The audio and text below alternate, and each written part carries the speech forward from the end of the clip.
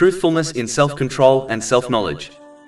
The Muslim who is truthful in their desire to please Allah, the Exalted, will control their soul so that they only obey Him by fulfilling His commands, refraining from His prohibitions, and by facing destiny with patience. Whenever they disobey Allah, the Exalted, a Muslim should try to discipline their soul by denying it its desires. The soul can behave like a wild animal which is only tamed through discipline. This does not mean a Muslim should become extreme in this discipline, but they should not fulfill all of their soul's lawful desires until it obeys Allah.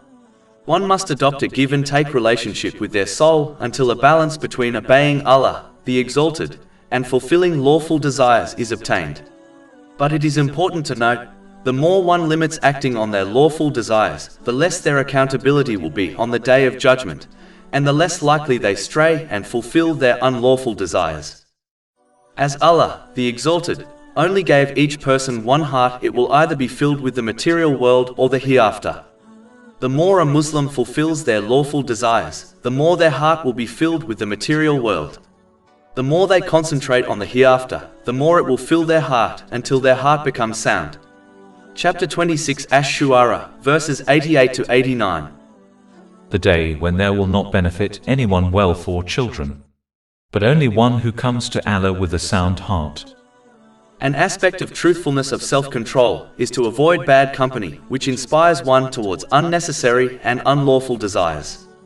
As warned by the Holy Prophet Muhammad, peace and blessings be upon him, in a narration found in Sunan Abu Dawud, number 4833, a person is on the religion of their friend.